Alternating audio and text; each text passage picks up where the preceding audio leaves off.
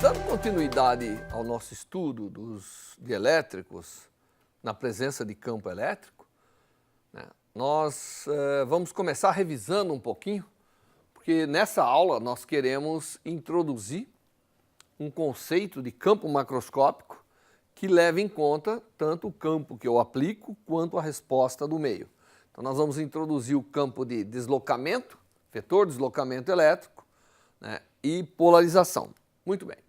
Nós vimos que os dielétricos podemos classificar em duas partes. Aqueles que são polares e, portanto, na aplicação de um campo elétrico, eles orientam os seus dipolos com o campo e isso gera um dipolo geral da matéria. Então, se eu imaginar uma figura onde cada dipolinho se orienta, numa das extremidades eu tenho carga positiva, na outra eu tenho carga negativa, isso é como se fosse um dipolo geral ali instituído, certo? Quando a matéria quando o dielétrico não é polar, é um dielétrico não polar, eu tenho um dipolo induzido. A aplicação de um campo elétrico faz com que a carga, que inicialmente era uniformemente distribuída entre positiva e negativa, agora a positiva tem uma preferência na distribuição comparado com a negativa e vice-versa. Então eu induzo na direção do campo elétrico um dipolo. Normalmente o dipolo que eu estou interessado é o dipolo que respondeu, a componente do dipolo que de fato se orientou com o campo aplicado. Porque aquela é a componente que efetivamente vai alterar levemente o campo externo aplicado devido a cargas livres e assim por diante, permitindo com que eu estabeleça a relação entre a alteração dos campos ali presentes. Para a gente poder estudar isso aqui, nós vamos imaginar uma situação onde é fácil construir um campo aplicado. Como eu disse para vocês, a forma mais fácil de fazer isso é colocar duas placas condutoras, não é? Onde eu aplico um potencial positivo numa das placas e o mesmo potencial negativo na outra placa. Potencial, o sinal dele e o valor, vai depender da densidade de cargas, então como já viu anteriormente, então eu crio uma distribuição de cargas numa placa, cargas positivas, e na outra uma distribuição de cargas negativas, e isso cria um campo uniforme no espaço entre as duas placas. Esse campo uniforme criado entre as duas placas é o objeto de estudo nosso, porque agora nós vamos pegar esse espaço, tá certo? E vamos calcular o campo e vamos enfiar um dielétrico aqui dentro e vamos ver como esse campo é modificado. Com isso, nós esperamos quantificar a alteração do campo aplicado pelas cargas livres. Essas cargas nós normalmente chamamos de cargas livres, no campo que ela gera. Então nós vamos aprender a fazer isso. Muito bem, então eu peguei aquela distribuição, lá tem um campo E0, que eu vou calcular já, utilizando a lei de Gauss, que nós aprendemos, e vou introduzir aqui um dielétrico. Eu não estou mostrando o dielétrico para poder ter uma limpeza melhor da imagem, uma clareza melhor, mas eu coloquei ali um dielétrico. E o dielétrico, como eu mostrei na aula anterior, ocorrerá ali uma distribuição dos dipolos, de tal maneira que é como se tivesse uma carga, não necessariamente tem que ser igual à carga livre, mas tem aqui uma distribuição de cargas negativas nessa interface e uma distribuição de cargas positivas nessa interface do dielétrico. Enquanto o campo original aplicado, que foi produzido pelas cargas livres, estava produzindo esse vetor E0, campo que tem origem nas cargas positivas e morre na negativa, as cargas induzidas, efetivamente, porque no interior aqui elas se cancelam, os dipolos se orientam, positivo cancela o negativo, praticamente. Mas no global é como se eu tivesse uma nova camada, diferente da primeira, de cargas positivas aqui e negativas. Então você vê que o dielétrico responde colocando no sistema um campo que está se opondo ao campo original. Eu apliquei um campo que eu chamei de E0, a redistribuição de cargas do dielétrico fez com que a orientação dos dipolos respondesse com um campo que efetivamente, do ponto de vista macroscópico, é contrário e aqui eu estou chamando de E'. Embora eles sejam vetores, eu estou pondo em negrito, que é uma forma de representar vetor, mas a notação aqui está abusando um pouquinho. Bom, então a presença do dielétrico, ela contribui com o campo se opondo ao campo original aplicado, como se ali quando ali não tivesse o dielétrico. O campo global observado é a soma dos dois, né? Vetorialmente falando, é a soma dos dois. Nós sabemos que isso, aqui da maneira que a gente desenhou, esse campo se opõe, portanto há um enfraquecimento do campo aplicado. Eu apliquei um campo, a presença do dielétrico gerou esse campo conjunto, havendo aí um enfraquecimento do dielétrico. Muito bem, vamos aplicar a lei de Gauss para primeiro calcular o E0 e depois ver a modificação que ele causa na presença do dielétrico. Se vocês se lembram, eu vou calcular aqui, eu vou pegar o meu sistema de condutores de placas paralelas, onde eu havia gerado uma densidade de carga em cima e embaixo, de sinais opostos e valor igual, gerando o campo uniforme que ia do mais para o menos. E agora, se eu pegar uma superfície que engloba todas as duas placas, né, imagine que a outra placa estivesse aqui, eu acho que não está aqui no exemplo. Então você tem aqui a placa negativa, se eu pegar uma gaussiana que é um cilindro, e essa superfície está fora, eu observo que a carga total dentro é zero, portanto o campo externo é zero. Claro, se eu botar um campo positivo nessa placa e um negativo nessa placa, só existe campo entre as placas, o campo fora é zero. Isso dá para provar com a lei de Gauss facilmente. Na ausência do dielétrico, eu posso calcular esse campo agora pegando uma gaussiana cilíndrica ao redor de uma placa. Eu sei que aqui fora o campo é zero, portanto a integral desse cilindro de E0 dA, o E0 só existe aqui, aqui ele é perpendicular à normal, perpendicular ao dA, dá zero, portanto o resultado dessa integral é o campo vezes a área. O resultado dessa integral é o campo vezes a área, mas pela lei de Gauss, ele tem que ser também 4π vezes a constante elétrica vezes a carga livre que tem aqui. A carga livre que tem aqui é a área vezes a densidade de cargas, carga por unidade de área, que eu estou chamando de sigma. Então, apesar de eu ter pulado um passo aqui, a sua imaginação é boa o suficiente para você imaginar que aqui vai aparecer um E0 vezes A e aqui vai aparecer um sigma vezes A.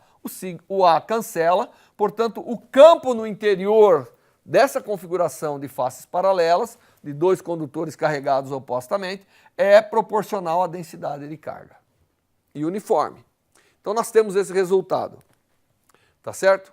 Na presença do dielétrico, ocorreu que aqui na interface há a indução de uma carga quelinha de sinal oposto, como nós havíamos visto aqui. Então, essa carga aqui é uma quelinha, ela vai gerar uma densidade superficial no dielétrico, efetivamente, sigma', que é o que eu estou levando em conta aqui. Então, lá na superfície, a hora que eu considerar uma gaussiana na presença do dielétrico, apareceu uma carga quelinha, portanto, essa integral aqui, ela é igual, só que aqui eu estou chamando de um campo E resultante, e isso aqui vai ser exatamente 4πq menos quelinha, porque eu tenho que subtrair a carga negativa que está aqui. Então, essa é a expressão para a lei de Gauss nessa interface. Aqui seria E0, que eu vou chamar de E. O E0 para nós é na ausência do dielétrico, então aqui tem que corrigir, aqui é E. E, portanto, o campo E, ele é 4π vezes a constante elétrica, sigma menos sigma'. Então, dependendo de quão fortemente há essa indução dessas cargas aqui, devido ao ser um dielétrico polarizado, o campo é enfraquecido. Então, esse é o campo total que resultou. Então, esse campo, né, ele advém dessa carga e nós temos, então, que agora aprender a caracterizar. Eu tenho que realmente quantificar tudo isso. Então eu vou introduzir para vocês o que nós chamamos de vetor polarização. Essa é a primeira coisa que eu quero introduzir.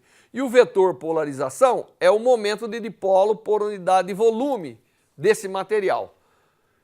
O momento de dipolo global que apareceu é, na verdade, a carga, não é isso? A carga Q' vezes a distância entre as placas.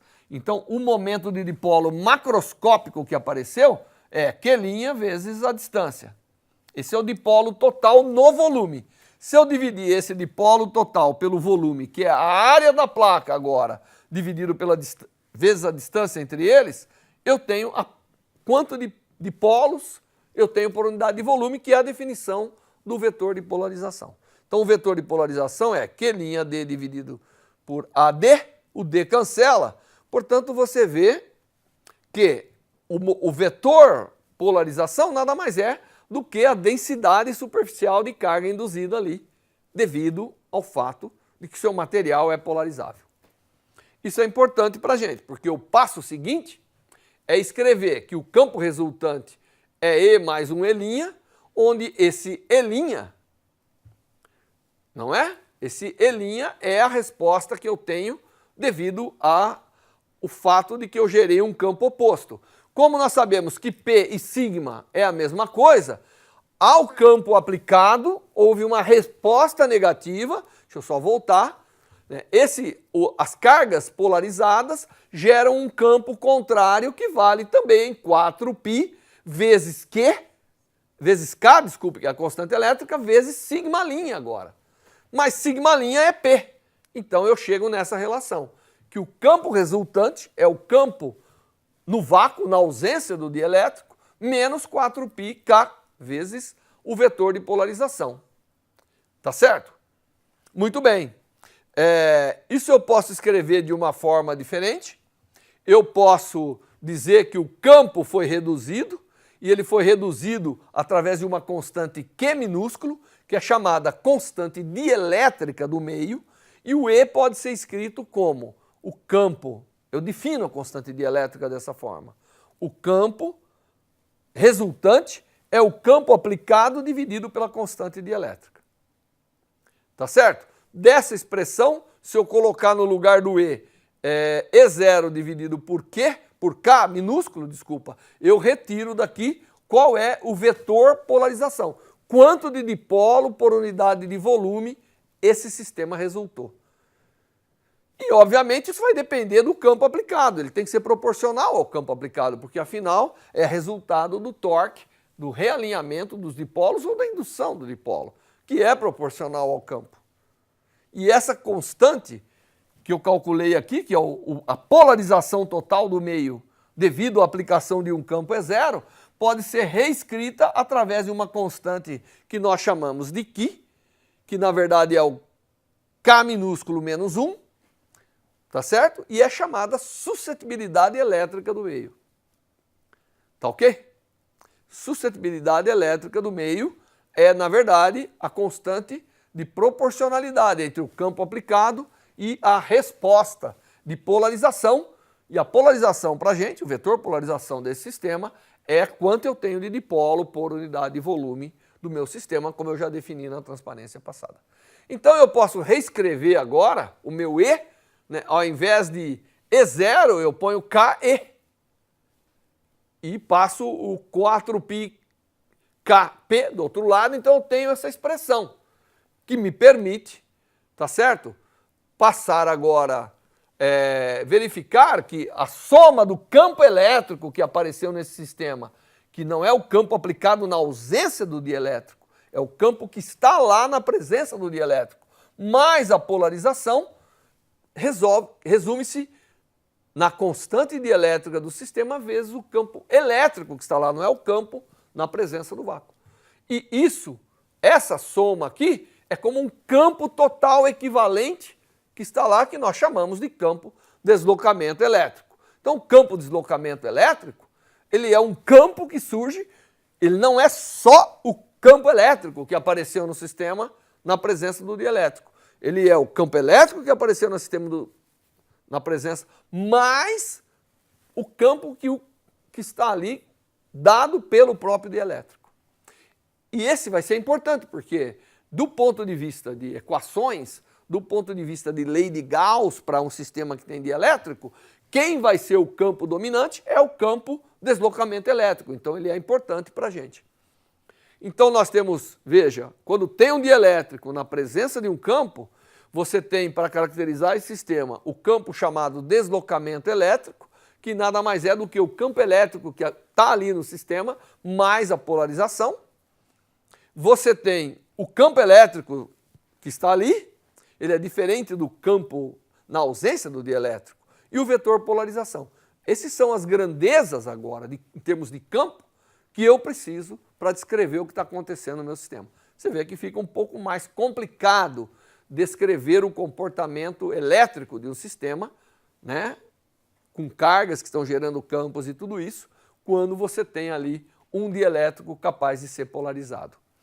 Muito bem, então uma vez que nós temos tudo isso, nós podemos mostrar, nós não temos tempo hábil aqui para fazer isso, que dado um sistema que tem uma carga livre, a resposta, e é um sistema dielétrico, caracterizado por uma constante dielétrica, a lei de Gauss para esse sistema, que nós aprendemos lá com a carga livre, uma superfície ao redor da carga livre e a integral do campo elétrico em toda a superfície fechada era proporcional à carga no interior. Essa é a lei de Gauss. A mesma lei agora eu posso mostrar vale para o vetor deslocamento quando você tem ali um dielétrico. Isso simplifica muito, porque eu vou aplicar agora para calcular as características elétricas de um sistema que é cargas gerando campo na presença do dielétrico com o vetor deslocamento elétrico. Muito bem, então eu vou pegar alguns exemplos rápidos. Uma carga livre, lembre-se que aqui, quando você aplica essa lei de Gauss, o Q é a carga livre, não é a carga induzida, não, é a carga livre, é a carga que foi colocada ali e ela então gerou toda a resposta no meio. E isso tudo está conjugado no vetor deslocamento. O campo que resulta, o campo elétrico, de fato, que é quem vai movimentar cargas ou outras coisas que tiverem, e a polarização, que foi induzida pelo campo aplicado. Muito bem, então se eu pegar uma carga no meio de um dielétrico, eu posso usar essa lei de Gauss, imagina uma esfera ao redor, esfera de raio R, o campo vetor elétrico tem que ser isotropicamente distribuído, então a integral vai dar o campo vezes 4πr², portanto eu tiro daqui, que dado uma carga livre no meio dielétrico, o campo de deslocamento que surge obedece bem parecido o nosso campo elétrico, só que agora ele é o campo de deslocamento. E se eu quiser ter o campo elétrico que está ali presente, qual que vai ser a força feita numa carga, alguma coisa naquele meio, é o campo que, na verdade, tem que aparecer a constante dielétrica, que é reduzido o efeito do campo, né, na presença do dielétrico, por um fator que é exatamente a constante dielétrica. Mas o campo vai com 1/r² na presença de um dielétrico. Outro exemplo, eu poderia calcular agora, qual é o vetor polarização. Eu calculei o D, não é isso? O E nada mais é do que o D com a constante do elétrico, então eu posso tirar quem é a polarização. Qual vai ser a quantidade de dipolo por unidade de volume existente nesse dielétrico com uma carga livre Q que foi colocada no seu interior. É dado por isso, eu posso elaborar um pouco mais, né, poderia elaborar um pouco mais, desculpa, e expressar isso em termos de constante dielétrica ou mesmo da suscetibilidade do meio, né? Então eu tenho qual é a polarização, qual é a quantidade de volume e obviamente ele vai ser radial e não vai ser uniforme, ele vai ter uma dependência com a posição. Quanto de dipolo eu tenho por unidade de volume vai agora depender da polarização, mas eu tenho agora uma coleção de vetores para caracterizar o que está acontecendo nas características elétricas do meio, quando eu tenho o dielétrico ali presente. Bom, então nós aprendemos nessa aula o seguinte, nós aprendemos que na presença de um dielétrico, eu preciso mais campos mais grandezas físicas para descrevê-la. Nós introduzimos o conceito do vetor, porque ele é o mais fácil de calcular. Ele é como se fosse o campo na ausência, tá certo? E ele, então, através dele eu posso calcular qual é o campo elétrico real naquele sistema e qual é o campo de polarização, o vetor polarização, que é a quantidade de polos que estão ali, sejam induzidos ou sejam permanentes orientados, não importa, que apareceram naquele sistema devido à presença de um campo externo aplicado. Bom, com isso, nós vamos criar agora, estamos capacitados, criamos ferramenta, estamos capacitados para realmente construir coisas envolvendo esses dielétricos que são fundamentais na natureza e na construção de fenômenos elétricos. Até a próxima aula.